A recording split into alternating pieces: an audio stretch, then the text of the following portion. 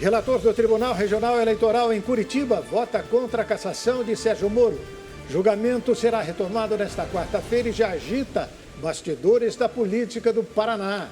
Justiça suspende pagamento de mais de R$500 mil em férias a Domingos Brazão, suspeito de mandar matar a ex-vereadora Marielle Franco. Juíza do Distrito Federal nega pedido de indenização de Jair Bolsonaro contra Lula, no caso do sumiço dos móveis no Palácio da Alvorada. E daqui a pouco, coladinho com o nosso jornal, tem mais uma edição ao vivo do programa Padre Alessandro Campos, aqui na Rede Brasil de televisão. O Brasil News da Rede Brasil está começando.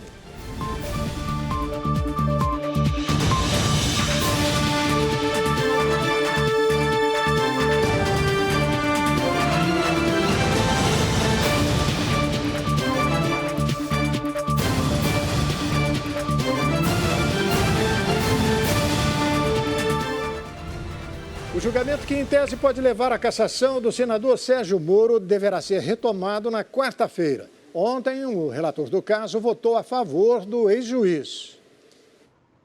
Na tarde da última segunda-feira, o desembargador Luciano Carrasco Flavinha Souza, do Tribunal Regional Eleitoral do Paraná, votou contra a cassação do senador Sérgio Moro. O TRE do Paraná deu início ao julgamento de duas ações movidas pelo Partido Liberal e pela Federação Brasil da Esperança, constituída pelos partidos PT, PCdoB e PV, contra o senador Sérgio Moro.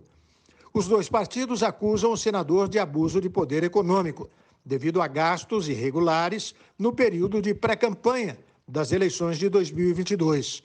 Nesse período, Sérgio Moro utilizou dinheiro do fundo partidário para promover sua então candidatura à presidência. Após o voto do relator, a sessão foi suspensa e será retomada na próxima quarta-feira. Além da cassação, o senador pode ficar inelegível por 8 anos, até 2030, a contar do pleito de 2022.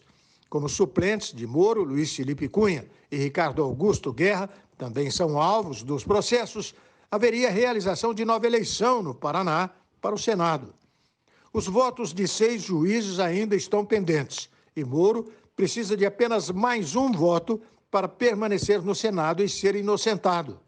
A decisão final, porém, pode caber ao Tribunal Superior Eleitoral, caso a defesa dos partidos ou do senador entrem com recurso após o parecer do TRE.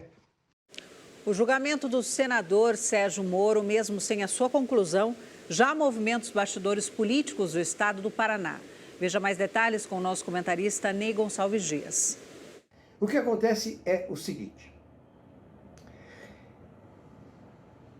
O senador Sérgio Moro, que está sendo julgado agora no Paraná, teve quase 2 milhões de votos no estado do Paraná e se elegeu para o Senado.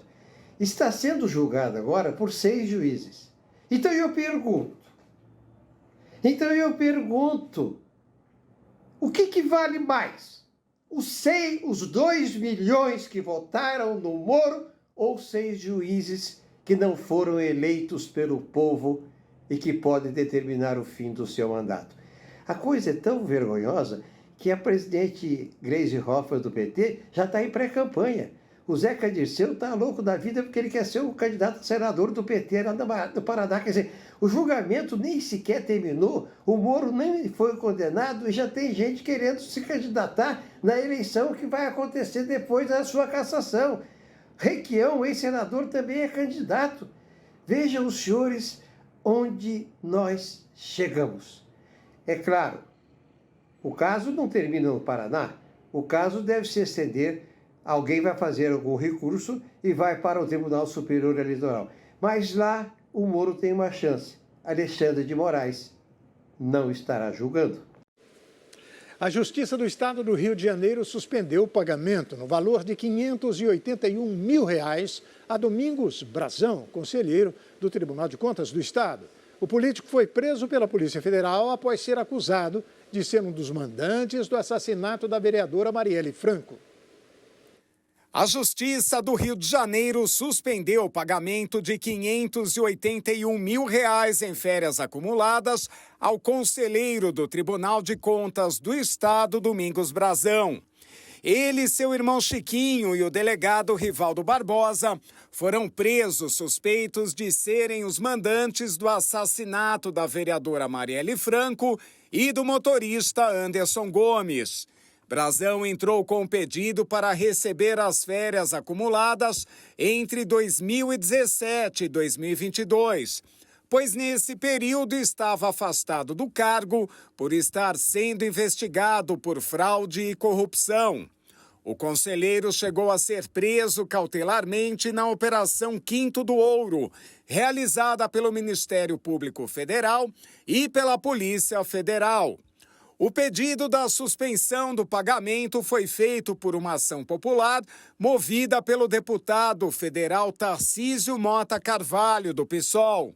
Além da suspensão, a Justiça do Rio de Janeiro ainda determinou a intimação com urgência do Tribunal de Contas do Estado, sob pena de responsabilização criminal do servidor responsável pelo cumprimento. E a Justiça do Distrito Federal rejeitou uma ação de Jair Bolsonaro contra o presidente Lula por danos morais. O pedido aconteceu após Lula afirmar que diversos itens haviam sumido do Palácio da Alvorada após a saída de seu antecessor. A Justiça do Distrito Federal negou um pedido apresentado pelo ex-presidente Jair Bolsonaro contra o presidente Luiz Inácio Lula da Silva, por declarações sobre imóveis do Palácio da Alvorada, residência oficial da Presidência da República. No início da gestão de Lula, em 2023, o governo afirmou que diversos itens tinham desaparecido do palácio após a saída de Bolsonaro.